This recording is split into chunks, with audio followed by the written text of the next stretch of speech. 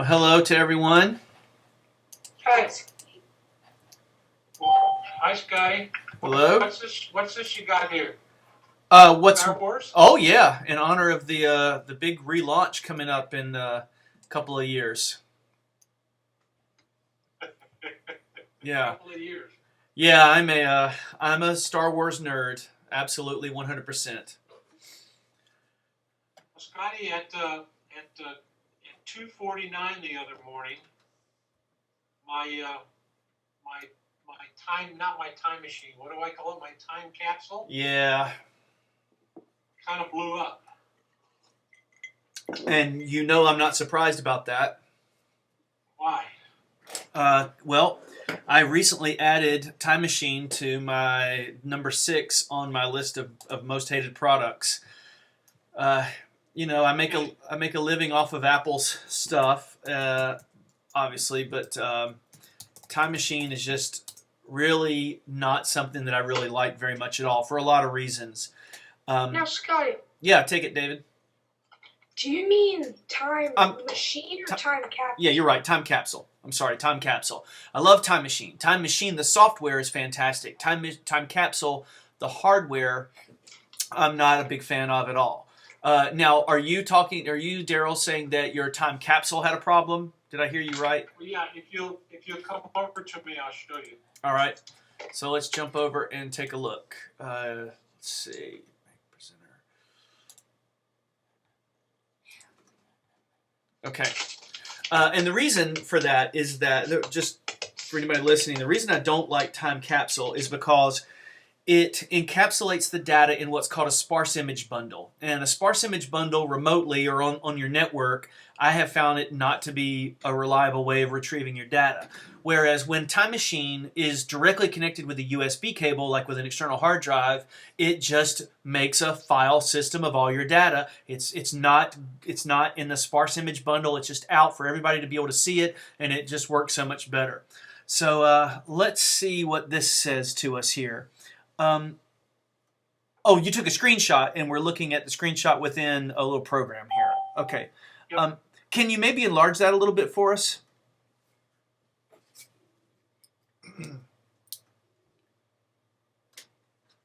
The text document. I can see it okay. Yeah, if you grab one of those corners, that might help us a little bit. No. All right, that's okay. I can do it. So the Time Machine completed verification of your back. You back up for you. Yeah. Okay. Existing backup is for hours. Now that was the first one. Oh, and you got another one? Okay. What else? Give me the next part.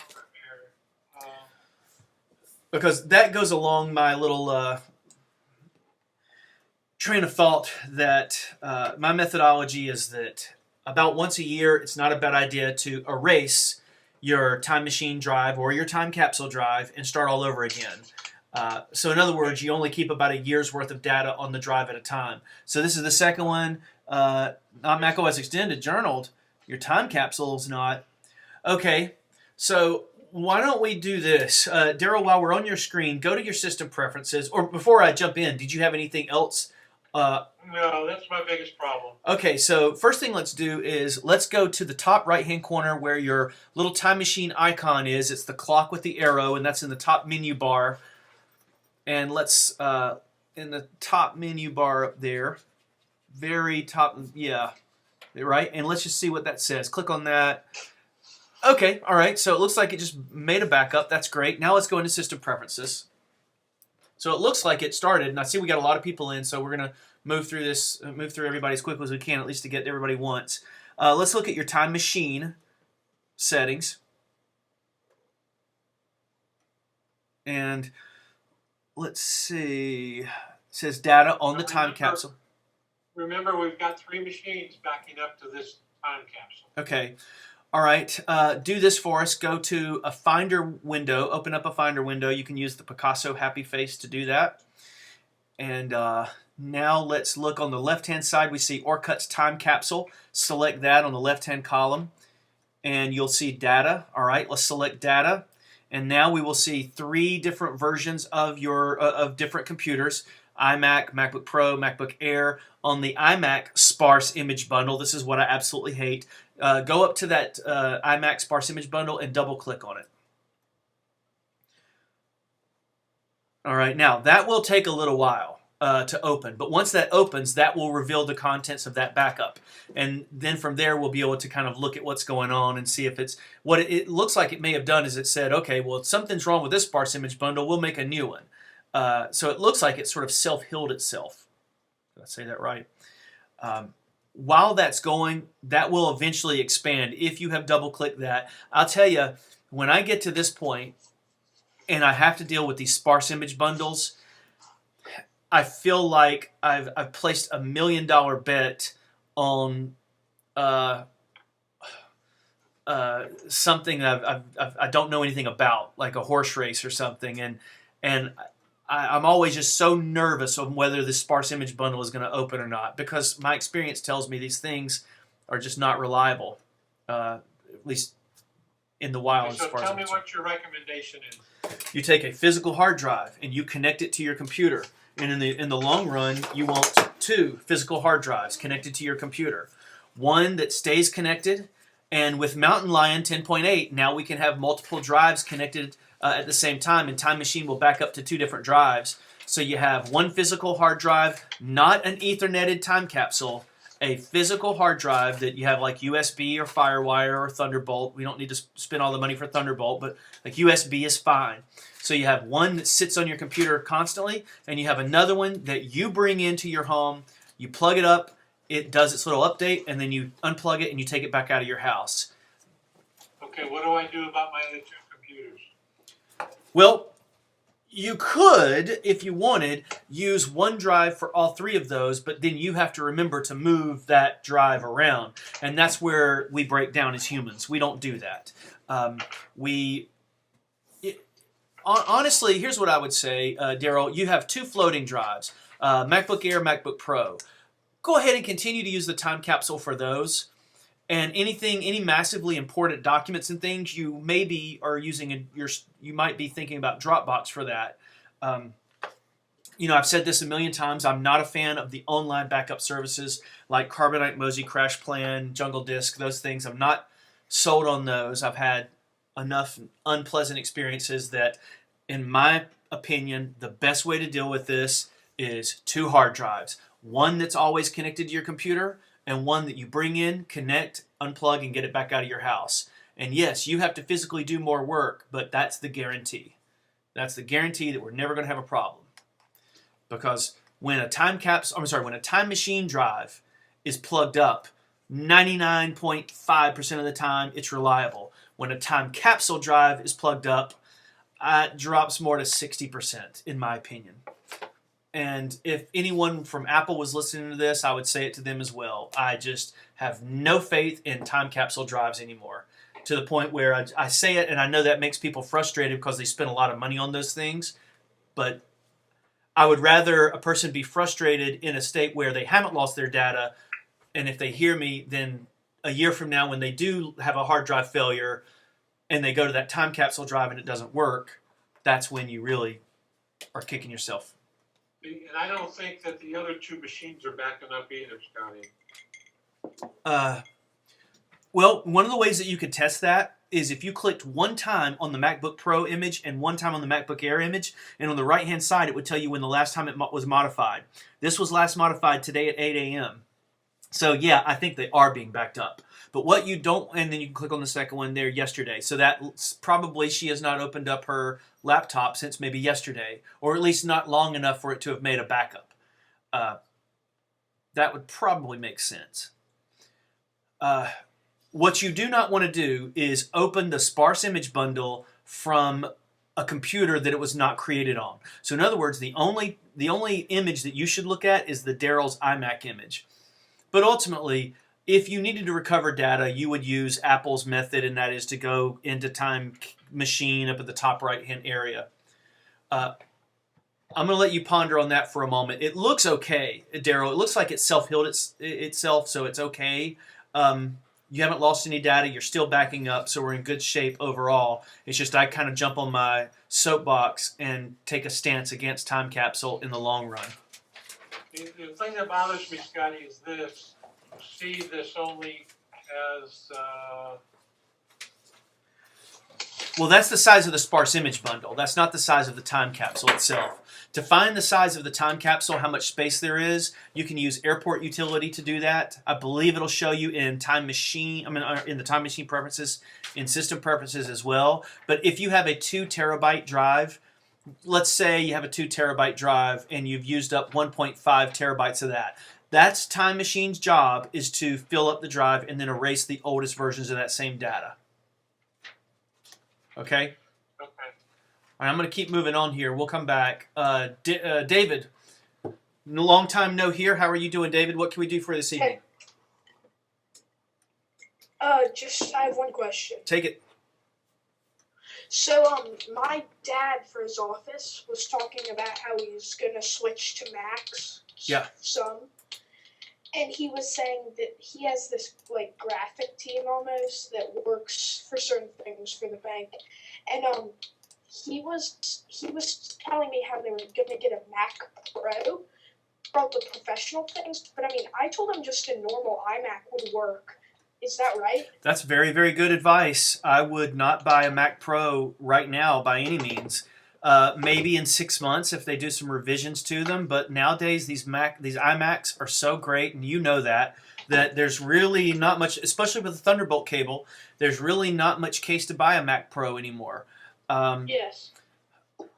They're great machines. The iMacs with Thunderbolt, and even a MacBook Pro. As a matter of fact, if you talk to anybody that worked for, say, Final Cut, who actually were on the Final Cut Pro team or the Logic team or any of the high-end Aperture, the high-end professional apps that Apple writes, those people, they do not test that software on a Mac Pro for practical use. They test it on the MacBook Pro and on the iMacs.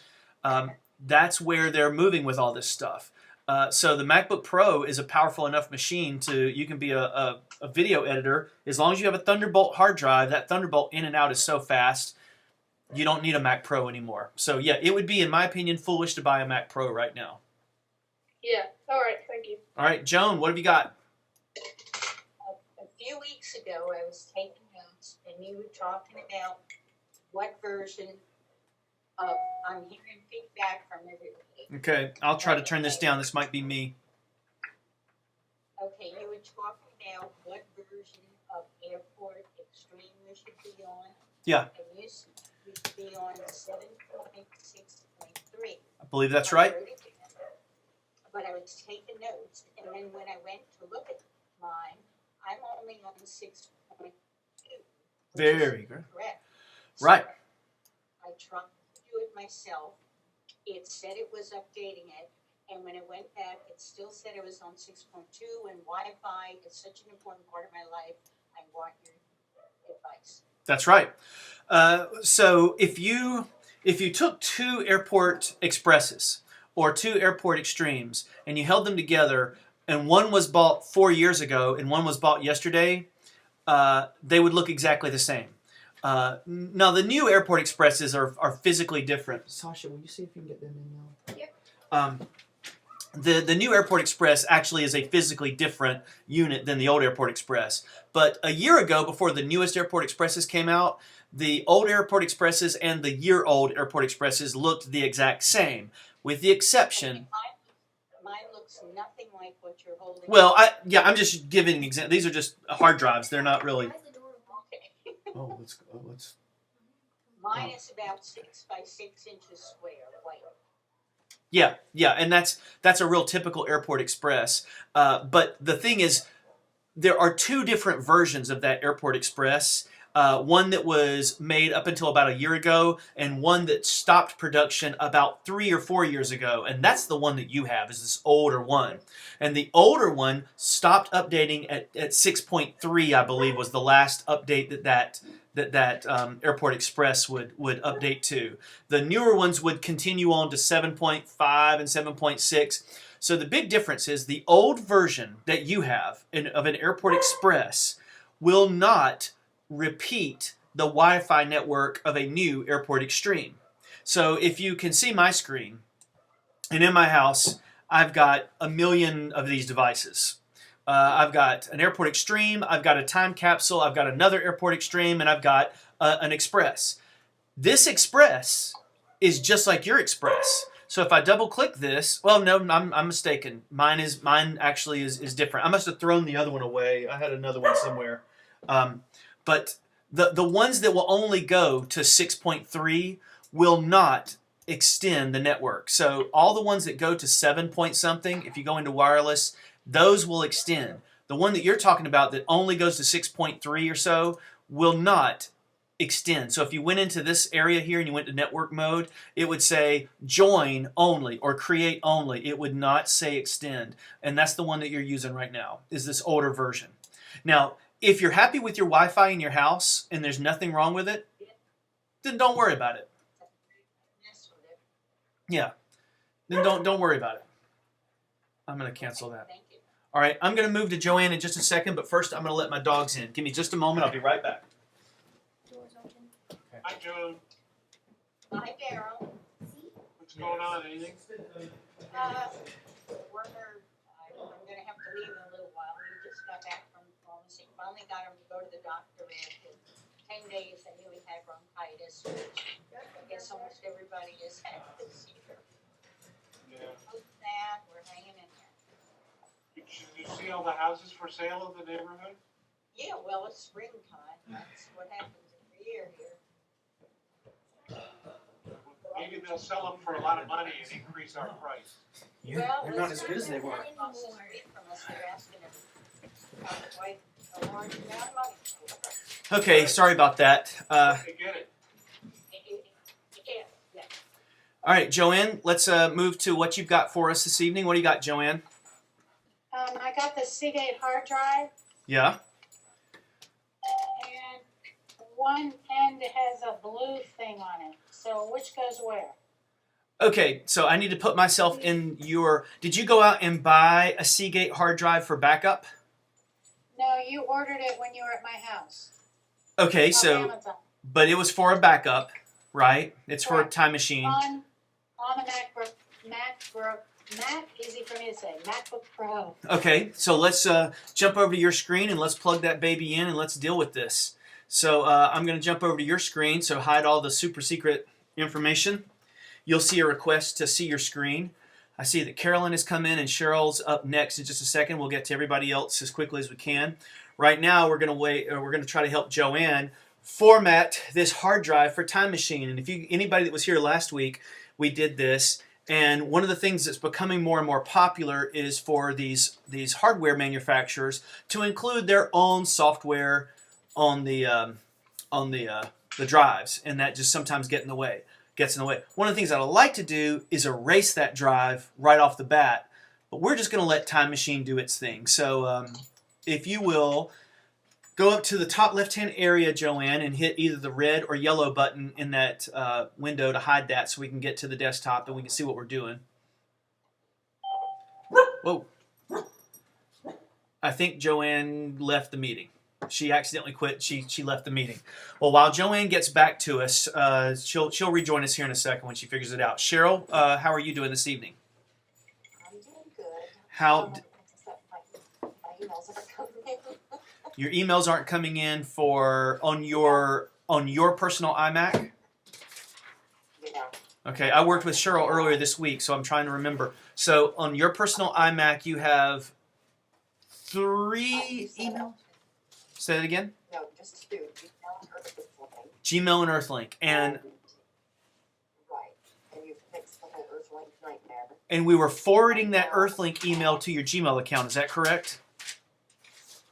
Correct. And I haven't touched anything. And everything I was getting you fulfilled until 6 o'clock tonight. And now it's telling me incoming, but I can't find it anywhere. Oh, so you were, let me back up. You were getting your email, until a certain point this evening, and then things stopped. Is that right? Yep, and I sent a test email to myself, and it showed outgoing, it showed incoming, but I can't find it incoming anywhere. Okay. All right. That's okay. So in other words, everything was working. I'm going to make sure I say this right. And Joanne, you lost your place in line. I'm going to get back to you in a second. So everything was working fine until about 6 o'clock or so tonight, and then something happened, right? Yep. Okay. All right. So I need you to force quit Apple's mail program. Do you know how to force quit a program? If you go under the black apple in the top left-hand corner, there will be a force quit choice. If you select that force quit, then you have a little menu that shows up that tells you all the applications that are running. You find the one that you think is having a problem, and in this case, I think Mail is having the problem. And you say, no, thank you, Mail. Force quit. It says, are you sure you want to force quit? Yes, I want to force quit it. Then you're going to open Mail. Not giving me a list, so it might like throw me out of everything. No, it's force quit. If you choose under the black apple, if you choose Under the black apple or the mail? under the black apple in the top left-hand corner of your screen, you go to the black apple in the very top left-hand corner of the screen. You go down to force quit. When you do that, you get a list of the applications that are running currently, one of which is Mail. So you select Mail, and then you say force quit. Now, once you do that, it says, are you sure you want to force quit Mail? And you say, yes, I do. And Mail quits. Once Mail quits, you can close that window. Then you go back and open up Mail again. Okay? While you're doing that, Mail? yes, you're going to force quit Mail and then reopen it again. While you're doing that, I'm going to jump back over to Joanne. Joanne, let's see if we can get back control of your screen again. You with us, Joanne? Yes, Okay. yes, I'm here. All right. And you should see a request for us to look at your screen, to share your screen. Yeah, I already clicked on it. All right, perfect. Excellent. Look at this. How much easier could it be than this? You plug this new time machine drive. You plugged a drive up to your computer, and your computer is saying, I can't see it. you can't see it? No, Can I you just see you and Joan. Oh, okay. So, in other words, the window that you have open that shows the video, if you move your mouse down, you can shrink that down a little bit. In other words, you can grab a corner and maybe pull it from one direction to another. In other words, the GoToMeeting video is taking up so much of your space, you can't see it. Yeah, I still don't see it. You could either grab a corner, you could also move from a line on the bottom, you could drag it around. Not helping? No. Yeah, see, we can't see that part. We can only see your desktop. Well, okay, I'll tell you what. Let me, well, I don't think even leaving your screen would help that. If you move your mouse down to, let's say, the bottom, like where my stump. Hold on, I have, do you want to use Seagate Backup Plus Drive? Yeah, you see that now. Okay, great. So, That's yes. all I have. Okay, that's fine. So, say use as backup. Right on. Now, it may say that a format is required if it was not formatted for the Mac. That's totally fine. Yeah, so this is a perfect example. This is completely fine. You just bought this from the store, right? Yeah. Okay, so there's nothing on it that you need. So let's cross our fingers and hit erase, and let's see if these Seagates are going to operate okay for us. So hit erase. I can't move that screen over enough to do that. Do you see a yellow button attached to that screen that you could minimize it? Not that one. Yes. Uh-oh. Your GoToMeeting window. Yellow button. There you go. Okay, so let's go back and open up the system preferences there. How do I do that? Go under the black apple to system preferences. It's also open in your dock as well.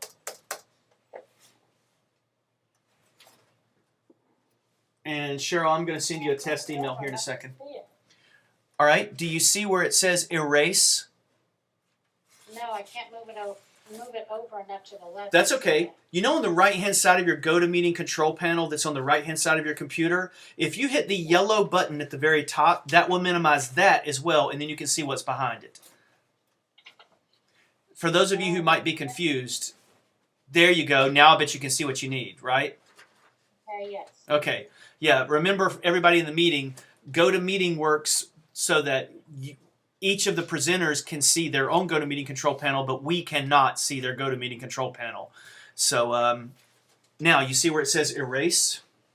Yes. All right, let's hit erase.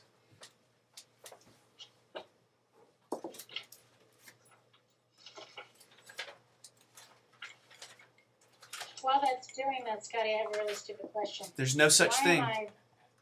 Why am I backing up the MacBook Pro if I've got the iMac backed up? That's a great question. The answer to that is, do you have anything on that MacBook Pro that is important to you? Do you have documents or pictures or music or not email, because email floats back and forth because that's IMAP, but do you have any documents or pictures that are only, any information that's only on that MacBook Pro that's nowhere else? But would it matter when I sync this to the iMac? Your MacBook Pro does not sync to your iMac. It doesn't do that. I thought you said if they were in proximity, they would sync. What syncs? What? Your calendars and contacts, yes. But that doesn't matter whether they're in proximity with each other. Your calendars, your contacts, photo stream pictures go back and forth. Yes, that's true as well.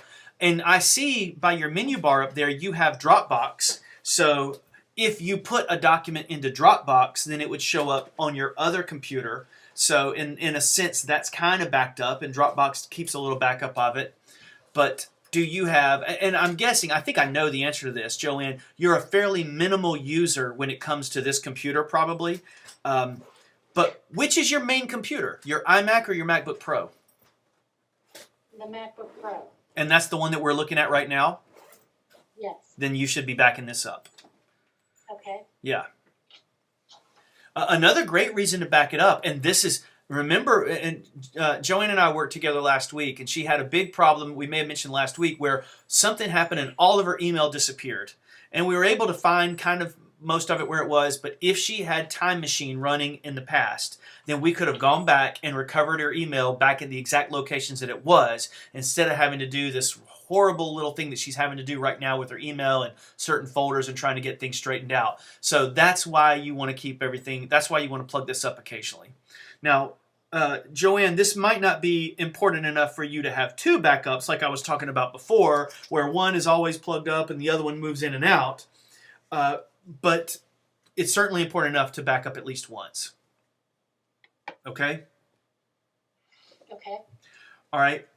Before we go on, I have to ask you, why, because I just thought of this, why didn't we, when I screwed up our laptop, why didn't we just go and re-download everything from the iMac?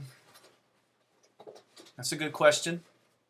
Maybe because I didn't think about doing it. I don't know. No. But you had an IMAP email address. And so when you affected something with IMAP in one computer, it affected the other computer. Remember? So with IMAP, when you delete something on, and IMAP is a type of email for anybody listening that might be confused. There's basically two types of email. There's really three, but two types of email. POP, which is the old 1990s type of email, which does not sync. IMAP, which is Gmail, that's the more common iCloud is IMAP. That all syncs back and forth between devices. And then Exchange, which is like business email for Bank of America and Wells Fargo and people like that. But to answer your question, Joanne, whatever damage was done to your email also happened to your other machine as well. Now, what we may have been able to have done is gone back in the Time Machine. I remember we looked at this. Your Time Machine had not backed up your iMac. It had skipped a couple of weeks or something. I think you had maybe left town, or I think you'd gone on a trip or something where the iMac had not been on and backed up. Does that make sense? Okay. Yes. Yeah, I think we looked at that. And I'm sending Cheryl a test email right now. Okay, Let's jump back over to Cheryl. If you're with us, Cheryl. Yes, I am, but something wild just happened. Well, You guys all went away. I tried sending myself test messages too, and I don't know what my screen's doing now. Are you guys doing that, or is it me? no, I'm jumping. I've just sent a request over so we could look at your screen just now. No. I can't do anything. It all went wacky. I clicked on Time Machine just to look at my time machine, and everything's gone nuts. Okay. It won't even let me try to find, like, it's showing inbox Gmail and a fan, but not down by the downloads a whole bunch of times, and the space is coming at me like 3D. Does that make Ah, sense? okay. On the bottom left-hand corner, do you see a button that says cancel? Oh my goodness, that was weird. Okay, anyway, the test email from you just finally came in. Okay. The 3 that I did has not. And I even looked in Brooklyn's webmail. That's okay though, because first we need to get you out of this time machine window. Did you see the left-hand bottom button that says cancel? Yeah, I did. And so now you're back on your desktop? Yes. Okay. Do you see the request that I just sent to show your screen? Maybe hold on. No, there's not a request. Okay, let me try that again. Okay, you should see a request that says share my screen. Yep. Okay, select that. Okay. Carolyn, thanks for your patience. We're going to get to you in just a second. You're up next. Okay, so now that we're back and everything's good and healthy and normal, let's look at your email. And I just sent you an email to your Earthlink account, which a couple of days ago we forwarded all of Cheryl's Earthlink email to her Gmail account. So since I sent it to your Earthlink, it showed up in your Gmail. And remember, Cheryl, and I'm just repeating something that we talked about earlier, when we forwarded that email, we said no longer let Earthlink have a copy of it, just move it on along to Gmail. And that's what it's doing. So is that what you want it to continue to do? Yes, and everything was working great up until 6 o'clock. From Yeah. 6 o'clock to 7 o'clock, I've sent myself multiple test emails. None of them came in. So I think if anybody sent me any emails for that hour and a half, they've gone out in la la land, because yours just came in, but none of mine did. Well, it may be that when you sent them out, your email was broken. For 6 o'clock, it went and it just stopped. And that happens to people. It happens to email. Computers are not perfect. Humans, I tell people this all the time, humans are perfect, but computers aren't perfect. We think that we're a lot more perfect than computers are, but computers aren't perfect either. And when the computer was talking back and forth to the server, it was playing email is like a big game of Go Fish. Do you have anything from Scotty? Do you have any ones? Do you have any aces? Do you have any jacks? And it goes back and forth. And sometimes that game of Go Fish gets stuck. And one part of the conversation, either the server or your computer, stopped talking, but the other one doesn't stop talking. It says, hey, why aren't you answering me? Why aren't you answering me? Either the server or your email. And sometimes you just have to take it and say, you know what? Turn your computer off and turn it back on again. Or force quit mail. And you notice when we forced quit mail, your email started working again. But when your mail was stuck, when something was going wrong, not only you weren't getting them, but they weren't going out. The things that you weren't sending out weren't going.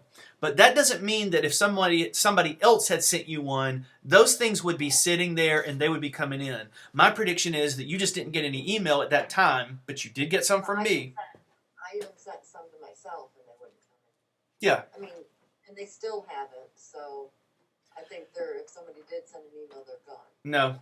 No. Did you use your computer to send that email out? Yeah. Yeah, and the email was stuck, so it wasn't going to send your email out.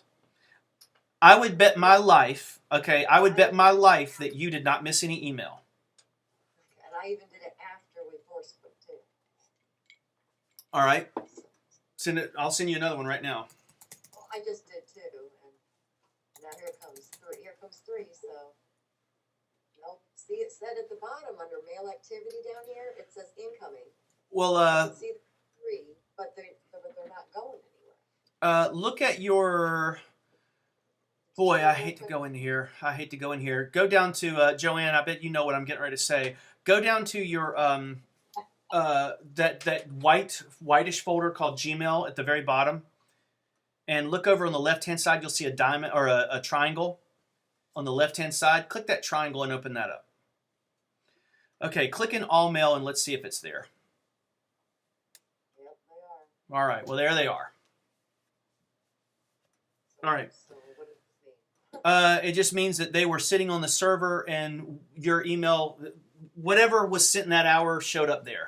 So from this point forward, they should be up in your top mailbox at the top up there. But you didn't miss any email. Just a quick question on Dad's one. When I click on his mail now, it says to use this new features in mail, your existing messages need to be upgraded the Yeah. first time to mail. Go ahead and should I do that now while the computer's here, or wait for him to get it? No, go ahead and do it right now. Yeah, hit your dad's computer just updated to 10.8.2, so just hit OK on that. I didn't want to do it until I asked. No, yeah, sure, go ahead. I'm going to jump to Carolyn. Carolyn, what have you got for us this evening? Thank you for your patience. Autofill, what do I do? Okay, let's talk about autofill. Autofill is a piece of the operating system that will automatically pull information from the contact that you have told the computer is yours. So if you go to, say, a website, and the website needs, how should I say this? Name and address, telephone Yeah, number, right. and all that stuff. Yeah, so what you have to do with the computer, though, before that, and I get this a lot, very often, you have to tell the computer what your contact is. So here, I am Scotty Sells in my address book, and see the word that says me up there? I have told the computer, and you see the little silhouette of a person? Wait a minute, I don't see, where am I supposed to go to meeting? What did you say, me? Where is me? Do you see my computer screen right now? No. Does anybody else see my computer screen? Yes. Okay, so Carolyn, there's something in the way of your computer screen right now keeping you from seeing my computer screen. Maybe you can yellow button or minimize a window, and you might see a picture of a Star Wars looking. Oh, yeah, I got that. Okay, all right, that's my desktop. So now you're looking at my screen, Carolyn, and what I did was I went to my contacts in my address book here, and I did a search for myself. Now, if I take out the search for myself, if I scroll down long enough, eventually I've got a lot of contacts. So I'm just going to search for myself, Scotty. And I have told the computer that this particular person is me. Now, the way that I did that was I selected that contact in my address book, and then I went under the word card, and I said, make this my card. Now, Okay. oftentimes I'll work with people, and they'll say to me, why isn't my autofill working? Why isn't this autofill coming up? When I type it, it's not pulling up. And I tell them, the reason your autofill is not working is because you have not told the computer who you are. And the way to tell the computer who you are is to do a search in your address book for yourself, because you're probably in there, and then select yourself. And if there's not a silhouette there, and that little picture over on the right-hand side does not say me, then you go up under the word card, and you select to make this my card. Lastly, you need to make sure that the information in your card is correct. Like your phone number is your phone number and your address is your address. Otherwise, it'll be all kinds of wrong when you do that autofill. Okay? Got it. All right. Carolyn, you waited so long. Did you have another question that we needed to hit? Yeah, I don't know if this pertains to today. Spotify, the music. Yeah. I'm trying to get it on my Sonos. Yeah. And I'm having a little trouble. There is a About Pandora. yeah. There's a Sonos plugin for Spotify. Oh, it's in your Sonos program. I did this the other day. If you go to your Sonos program, you have a program on your computer, I believe, right? That's called Sonos. Yeah. Can we jump over and look at your screen, and I can walk you through this right now. I'm going to send you a message to share your screen. So when you see that pop up on your screen, share your screen. That's just the dogs. Do you see it? Not yet. You have to hit that button to share your screen. Now we can see it. I put show my screen, That's- is what it said. And we can see it now. So do me a favor.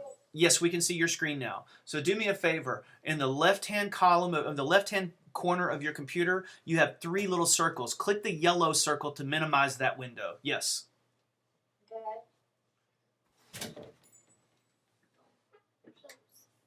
Yeah, hit that yellow circle to minimize that window. Okay. And it's going to take us a second to refresh here. Looks like you did it, but I haven't seen it happen yet. All right, there it goes. Now, go to that Sonos application in your dock down there and open that up. Oh, well, that's crazy. Look at that. It's not in the trash. That's okay. You see the blue? All right, well, just stop for a second, Carolyn. I'm going to help you. On the right-hand column of your computer, right-hand side of your computer, don't even, no, close that window. Red button that out. On the right-hand side of your computer, there's a GoToMeeting control panel, and on the top of that, there are 3 circles, and there's a yellow button that you could minimize your GoToMeeting control panel. Okay. All right, now, you see that blue Sonos icon? Yes, Double-click that. I did. Okay, here we go. Okay, Can you see so it? yes, I can. And let me just, before we go any farther, Carolyn, you have 2 versions of Sonos. You have probably a more recent version that's blue and the older version that's brown. So before we do anything else, move your mouse down to that brown Sonos icon. You're going to click it and drag, well, actually click it and hold it. So move your mouse down to that brown, click and hold. And now go to Options and say Remove from Dock. There you go, perfect.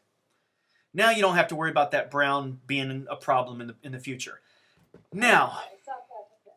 from here, we've got to figure out, and I did this the other day, we got to figure out where to add in these different components. Look at More Options first. And if somebody else knows this off the top of their head, please jump in. Nope, that's not it. Let's go up to the word Sonos in the top left-hand corner. Basically, the very top left-hand corner of your computer, the word Sonos, yeah. And we're going to scroll around here and see. It's in one of these menu items. That's not it. Let's move over to the next edit. Keep going to View. And I think we're going to see it in Manage. Keep going to Manage. Okay, Add Sonos Component. That's it. Now, we should have lots of different things like Pandora and Spotify and things like that. Okay, so it's going through right now. Oh, well, no, that's other pieces. Cancel on that. Give me a second. Google is our friend.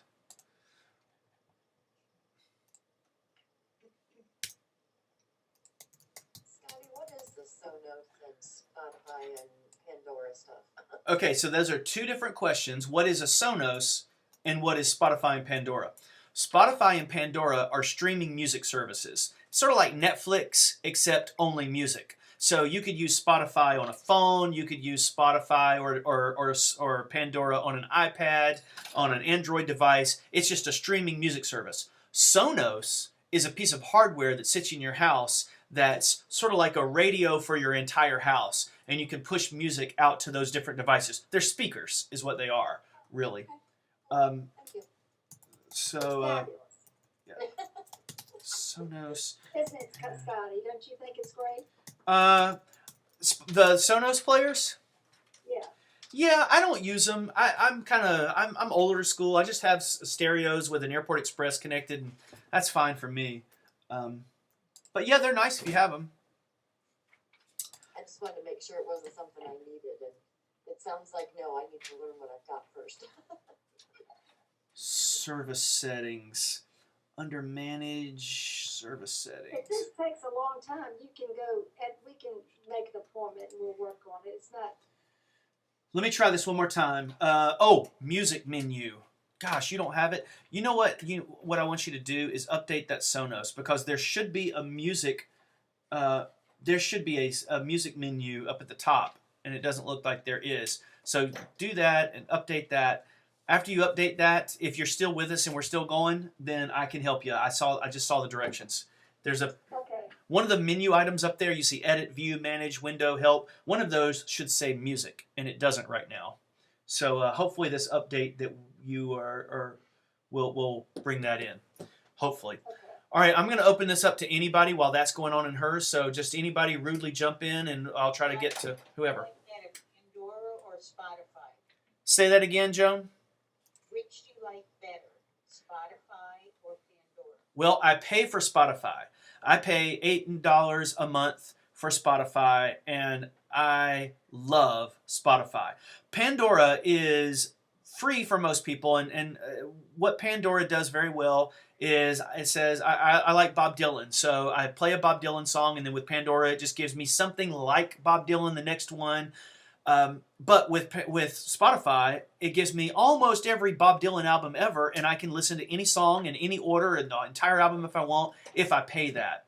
Spotify also just recently added a radio button to their service, which basically makes them like Pandora.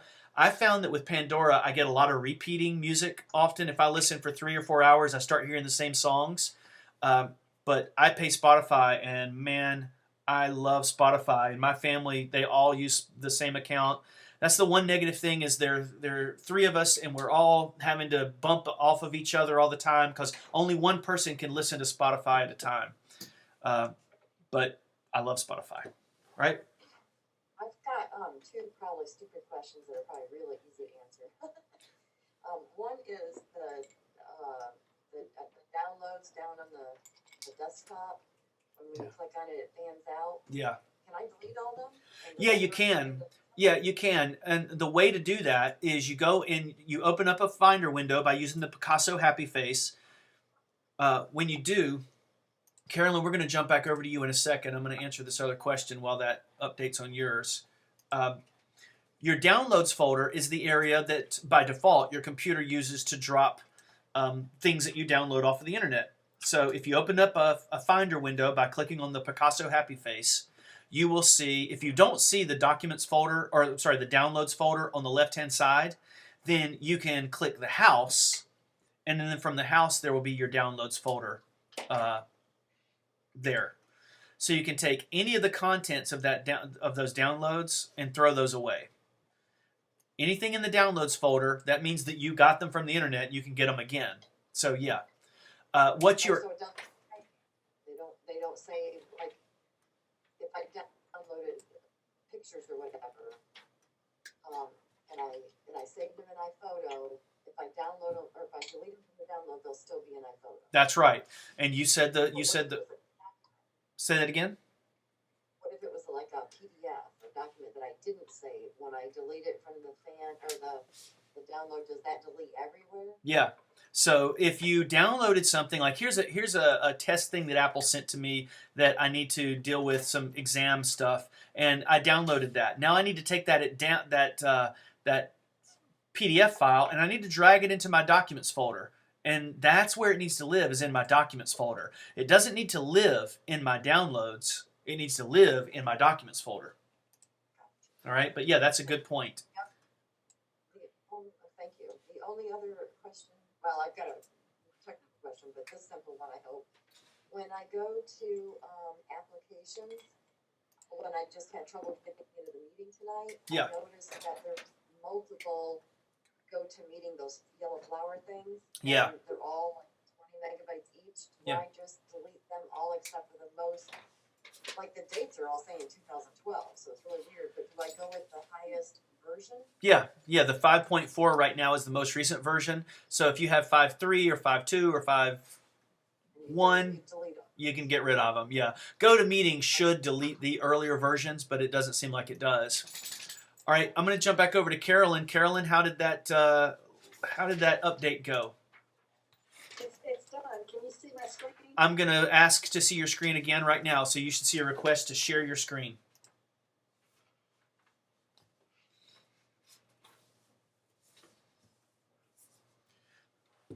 I think I'm past my health issues, by the way. Yeah, tell me about it. Man, it was rough. Let's see. All right. Go to, if you would, let's see. Select that, click on the Carolyn, click on the Sonos application, like right there in that black area. Click that again. information, I don't. see Yeah, that. okay. All right, you see in the top left-hand corner of your screen, Carolyn, it says the words "Go to Meeting." Yeah. I need it to say Sonos, which means the Sonos application needs to be in the front. So click the Sonos application. You can click down there in the dock. You can click. I got it. That's it. I got it. Okay. Now let's see if we can find. Man, from the music menu, there's not a music. Go to manage music. Oh, go back over again. No, under manage. We have some new stuff there. Music lot service settings. Let's try service settings. That's it. Okay, hit the plus sign in the bottom left-hand corner down there of that window. That's it. And we should see a big long list, one of which will be Spotify. So go through that list. There's Rhapsody. There it is, Spotify. Yeah, so select that. Now hit next, and that's going to ask you to put in your Spotify email address and password. And if you already have an account, you should be good to go from there, Carolyn. Okay, All right? I'm ready. Yeah, you had to update to get to that. That's why that was confusing. All right, and next week I'll have to do it again, and I'll forget again. So, all right, who wants to jump in? Anybody? I do. All right, Joanne, go. Remember how we talked about there's certain emails that I don't want to keep? Right. I probably should have gotten rid of them before I started putting all the stuff on the hard drive, correct? Before you started putting what stuff on your hard? Oh, you mean the time machine? No, the Seagate. Yeah, the External time file. machine. Yes, and you, Joanne and I have talked about this at length. There are people that have security needs to be able to delete email for business reasons that needs to go away. But if you have a time machine drive connected, that time machine is going to back that item up. Then you delete it. And this goes for files. This goes not just for email, but a Word document or something. So let's say you left that Word document on your computer for a week. Time machine backed that Word document up 40 times. So you delete it and you secure, empty the trash. It's still sitting in time machine 40 times. So if you have a reason to have a document that really, how should I say it? It needs to be secure. Then you do one of a couple of things. You either don't store it on that hard drive, or you get it off immediately before Time Machine has a chance to back it up. You could put it, and we could go another level higher. You could put it into a folder and encrypt that folder. That gets a little sophisticated for some people.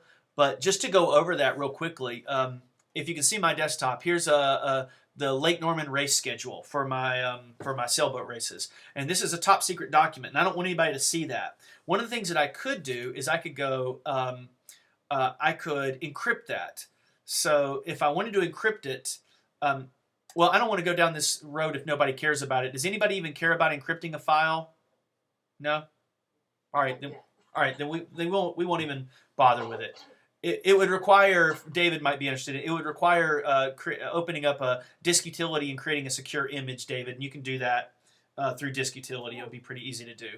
Okay, so Scotty, if I didn't get rid of those emails, they're stored forever, correct? They're not stored forever. They're stored in Time Machine until Time Machine overwrites that data. So the answer of the statement they're stored forever is false. The statement more accurate would be they're stored for about a year until Time Machine overwrites them. Now, it would take prying eyes to get to that Time Machine drive, look through the history of that particular program, whether it's iPhoto if you deleted a picture, or your email program if you deleted an email. They'd have to go back in time into that little funky space screen, the one that Cheryl accidentally clicked on a little while ago. We didn't see it, but she clicked on it accidentally, and you could recover it. So yes, it is recoverable. Okay, so when you say Time Machine, does that also apply to the Seagate that I'm backing up currently?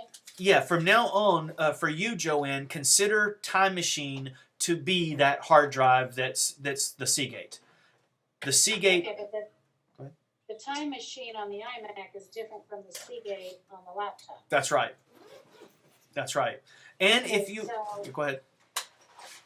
So once the super secret emails are on the Seagate, they're on there. Yes, I mean, you could go through and delete them, but it would take. It's not easy to go through and do that. Okay, so when I delete them on the email and I hook up the Seagate to back up when I recharge the laptop, because I've deleted them on the laptop, they are still on the Seagate and will stay there. That's correct. That's correct. Okay. They will not appear in your time machine is a big long set of folders. Folder from yesterday, the day before that, the day before that, and all the way back for about a year. So if you delete an email, it might not be in the last couple of days of folders, but it would be in all those other folders from the past. But again, though, it would take someone who really, really wants to get to that data. And I honestly, I get hired by people all the time to do that, to look through people's history of things for one reason or another. So, yeah, it happens. And lastly on this, no matter what, in the long term, there are different levels of security. If I took this Lake Norman file that I have right now and I delete it, and let's say I wasn't even backing up, and on this computer that I use for these town halls, I don't back this computer up. I don't care about this computer. It's just a window for this. But if I deleted this and I secure emptied the trash and everything, and the FBI broke into my house and took this computer, they could get that file. That no matter what I do, there are people smarter than me that can get deleted items and erased items. The only way that you can really completely securely make sure that your data is, if you need to erase a drive, is either, even if you smash it into millions of pieces, well, not millions, but smash it into a lot of pieces, they can still, it depends on how badly they want to get this stuff, they could get it. But if you overwrite the drive, there's something called zeroing out a drive, where it just takes every single little particle and it makes it a 0 instead of a 1. And if you do that, there's 35 times you could do that. Then it's pretty much gone. But I would assume the FBI could do anything they wanted to do in the long run. And one more thing, remember that email is not only on your computer, it's also on the Gmail server, which is in California somewhere, and it's also on the person that sent the email on their computer. So the email, and I've said this a million times, nothing is private on the internet. And really who we should be worried about more than anything are young kids, 13-year-old girls, people that put things out on the internet thinking that they're never going to be found out. It's always there. There's always a history of those things. All right? Scotty, you mentioned that you would tell me what program that was for typing to voice. Yeah, that's built into the operating system now. And this is a great little thing for anybody. So let's say you're in an email, or I'm just going to pull up a text edit. Oh, shoot, I do that every time. A text document, anywhere you want to type. Now in the operating system, as of 10.8, we have voice to text. So let me open up a new document, and let me get rid of some stuff that I accidentally opened.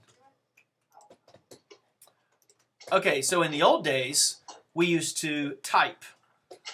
But our great-grandchildren will never even know how to type because they will just speak it. In your system preferences in 10.8, you have to go to dictation and speech. And once you go to dictation and speech, you need to make sure that dictation is turned on. And you notice by the microphone here bouncing up and down that it's hearing my voice. So it's just like an iPhone or an iPad. They've built that technology in. So when you're ready, on your keyboard, you have a function key. You hit the function key twice. You go 1, 2 on the function key, and your computer starts listening. You speak what you want to say, then you hit the function key one more time. So let's see. Where do you see this function key? Well, it depends on what kind of keyboard you have. Sasha, will you close that door for us right now? If you have one of these older keyboards like I do, the function key is not down here at the bottom. Some of the newer keyboards have a function key at the bottom left-hand corner. If you don't have the function key down there, goodness. Sasha, will you see what's going on with him? It's my mom. Oh, okay. All right.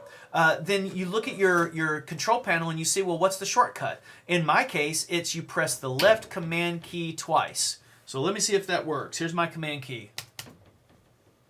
It is now listening to everything that I say, period. It should write this out perfectly, period. I hope it got it right, exclamation point. Now, I hit the function key or the command key in that case one more time, and it nailed it. All right? Is FN the function key? Okay, the function key is FN on the new keyboards.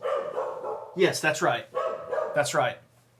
And you can change that if you want. Again, in your system preferences, you go to dictation and speech, and you turn it on first. By default, it's turned off. So you turn it on first, and then you look at the shortcut, and you can make changes to this. Look at all these different changes here. And you can also customize it. You could set it up to push the W key twice, and it triggers that. So you push it twice to start, once to stop, and then it starts recording everything that you say into speech. If you say the punctuation, it writes it out. It's really nice. So that's the way our children's children will enter information. Now, is this something that can be put as a desktop icon shortcut? No. No, it's just a trigger on your keyboard. Okay. Yeah, you just have to remember that trigger. How is it all depending on certain things, or how do you make a shortcut icon on your desktop for Well, other things? a shortcut icon is a picture that references something else that's on your computer. So let's say in my hard drive, maybe there's an application that I really want, like in your case, we had talked about Acorn in the past, which is a graphics piece of software. Now maybe I don't want to go, every time I open up Acorn, I don't want to have to open up a Finder window, go to my applications folder, and click on Acorn. Maybe I want to make an alias to that. So to make an alias to a program, I click on the file, any one it is, one time.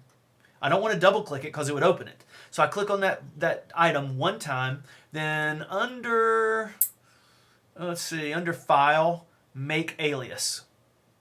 Now, if I choose to make an alias, now notice I have two, Acorn and Acorn Alias.